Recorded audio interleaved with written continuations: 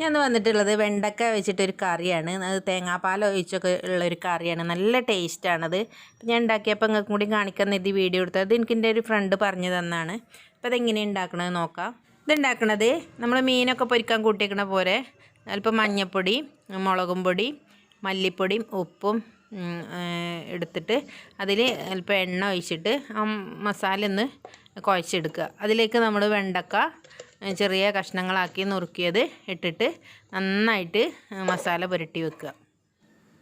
ഞാൻ 1/4 ടീസ്പൂൺ മഞ്ഞൾപ്പൊടി, 1/2 ടീസ്പൂൺ മുളകും പൊടി, 1 ടീസ്പൂണ് മല്ലിപ്പൊടി, അല്പം ഉപ്പും വെളിച്ചെണ്ണയാണ് എടുത്തിട്ടുള്ളത്. എരിവ് നിങ്ങളെ ഇഷ്ടത്തിനനുസരിച്ച് എടുക്കുക. ഇത് നന്നായിട്ടൊന്ന് നമ്മൾ യോജിപ്പിച്ചെടുക്കണം. ഇനി ഇതിലേക്ക് ചെറിയ കഷ്ണങ്ങളാക്കി വെച്ചിട്ടുള്ള വെണ്ടക്ക ഇട്ട് കൊടുക്കുകയാണ് ചെയ്യുന്നത്. ഞാൻ നന്ന ചെറുതാക്കിയല്ല അരിഞ്ഞിട്ടുള്ളത്, ഒരു ഇടത്തരം കഷ്ണങ്ങളാക്കിയിട്ടാണ് അരിഞ്ഞിട്ടുള്ളത്. ഇത് നമ്മുടെ മസാല ഇവിടെ റെഡി ആയിട്ടുണ്ട്. ഇനി ഇതിലേക്ക് വെണ്ടക്ക ഇട്ട് കൊടുത്തിട്ടുണ്ട്. ഇനി അത് നന്നായിട്ട് വെണ്ടക്കമ്മ ഈ മസാല ഒന്ന് പുരട്ടി വെക്കണം. നമ്മൾ ഒരു സ്പൂൺ എടുത്തിട്ട് ഇങ്ങനെ അങ്ങോട്ടും ഇങ്ങോട്ടും തിരിച്ചിട്ട് ഇങ്ങനെ റെഡിയാക്കി എടുത്താൽ മതി. ഇപ്പോൾ എല്ലാ മസാലയും എണ്ണ ഒഴിച്ചതുകൊണ്ട് എല്ലാ മസാലയും വെണ്ടക്കമ്മ പിടിച്ചിട്ടുണ്ട്. ഇത് നമുക്ക് പൊരിച്ചെടുക്കണം. ഞാനൊരു പാൻ അടുപ്പത്ത് വെച്ചിട്ടുണ്ട്. അതിലേക്ക് ഒരല്പം വെളിച്ചെണ്ണ ഒഴിച്ച് കൊടുത്തിട്ടുണ്ട്. ഇനി ഈ വെളിച്ചെണ്ണ ചൂടായിട്ട് നമ്മൾ കൂട്ടി വെച്ച വെണ്ടക്ക അതിലേക്ക് ഇട്ടിട്ട് നന്നായിട്ട് ഇളക്കി ചെറിയ തീയിൽ വേണം നമ്മളിത് മൊരിയിച്ചെടുക്കാൻ. മൊരിയൊന്നും വേണ്ട, ആ വെണ്ടക്കൻ്റെ ആ ഒരു കോപ്പൊന്ന് പോയി കിട്ടിയാൽ മതി. അപ്പോൾ ഇത് നന്നായിട്ട് ഇങ്ങനെ ചെറിയ തീയിൽ ഇങ്ങനെ ഇടയ്ക്കിടയ്ക്ക് ഇളക്കിയിട്ട് ഇതിങ്ങനെ ഒന്ന് വേവിച്ച് കൊടുക്കുക. വെണ്ടക്ക മുറിച്ചെടുക്കുമ്പോൾ നന്നായിട്ട് കേകിയിട്ട് തോത്തിയിട്ട് വേണം നമ്മൾ ഈ വെണ്ടക്കൻ്റെ അരിഞ്ഞെടുക്കാൻ. അല്ലെങ്കിൽ അത് വെള്ളമായിട്ട് നന്നായിട്ട് കൊഴുപ്പുണ്ടാവും. അപ്പോൾ അത് ഞാൻ തോത്തിയെടുത്താണ്, അപ്പോൾ അതുകൊണ്ട് കൊഴുപ്പില്ല. അപ്പോൾ അതൊന്ന് ഇതേപോലെ എണ്ണയിലിട്ടൊന്ന് പൊരിച്ചെടുത്തതാണ്. ഇനി നമുക്കിത് എണ്ണയിലൊന്ന് കോരിയിട്ട് ഈ എണ്ണയിൽ തന്നെയാണ് ഞാൻ ഉള്ളി വഴറ്റിയെടുക്കുന്നത്.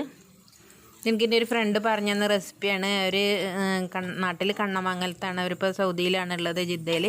അപ്പോൾ ഞാൻ പറഞ്ഞ ഉടനെ ഉണ്ടാക്കി നല്ല ടേസ്റ്റ് ഉണ്ടായിരുന്നു. അപ്പോൾ ആ വെണ്ടക്കൊക്കെ കോരിയെടുത്ത് അതിലേക്ക് ഞാനൊരു വലിയൊരു സവാള ചെറിയ കഷ്ണങ്ങളാക്കി മുറിച്ചത് ഇട്ട് കൊടുക്കുന്നുണ്ട്.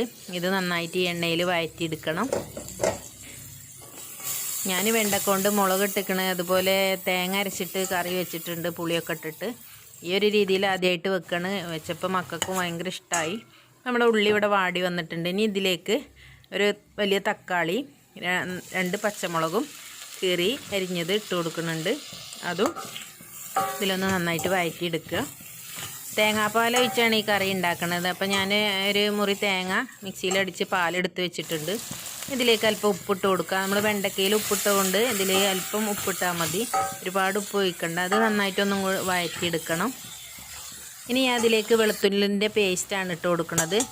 അല്ലെങ്കിൽ ഇതൊന്ന് വെളുത്തുള്ളി ഒന്ന് പൊളിച്ചിട്ടാലും മതി. പക്ഷെ മക്കൾക്ക് അത് പറ്റൂല എന്ന് കരുതി ഞാനൊന്ന് ചതച്ചിട്ട് കൊടുത്തത്. ഇതൊന്ന് പച്ചമണം വേറുന്നവരെ വഴറ്റി എടുക്കുക. അപ്പോൾ ഇതെല്ലാം വഴന്ന് വന്നിട്ടുണ്ട്. ഇനി അതിലേക്ക് ഞാൻ മുളകും പൊടി, മഞ്ഞൾപ്പൊടി, മല്ലിപ്പൊടി അല്പം ഇട്ട് കൊടുക്കുന്നുണ്ട്. ഒരുപാട് ഇട്ട് കൊടുക്കണ്ട, നമ്മൾ വെണ്ടക്കയിൽ പുരട്ടിയിട്ട് അത് ഇതിൽ ആ എരിവ് ഉണ്ടാവും. അപ്പോൾ എരിവ് പാകത്തിന് മതി, ഒരുപാട് ഇടേണ്ട ആവശ്യമില്ല, അല്പം മതി.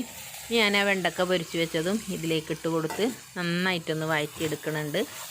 വെണ്ടക്ക വഴറ്റിയതിൻ്റെ ആ ഒരു എരിവും പുളിയൊക്കെ ഇതിലുണ്ട്. അപ്പോൾ അതുകൊണ്ട് കുറച്ച് ആവശ്യത്തിന് മുളകും മഞ്ഞൾപ്പൊടി മല്ലിപ്പൊടി ഇട്ടാൽ മതി.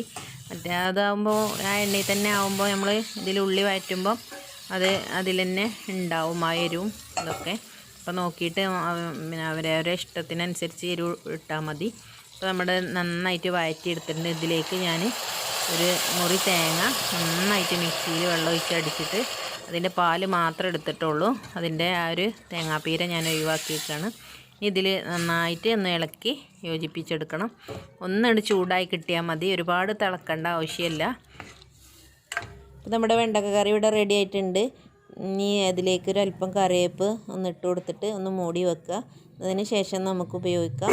അപ്പോൾ ഇത് പറഞ്ഞു തന്നത് എനിക്ക് ജിദ്ദയിലുള്ള റഹമത്താത്തയാണ്. Thank you റഹമത്താത്ത. ഇനി എല്ലാവരും ഈ രീതിയിലൊന്ന് ഉണ്ടാക്കി നോക്കുക. ഇൻഷാ അല്ലാഹ് അടുത്തൊരു വീഡിയോയുമായി വീണ്ടും കാണാം. Thank you.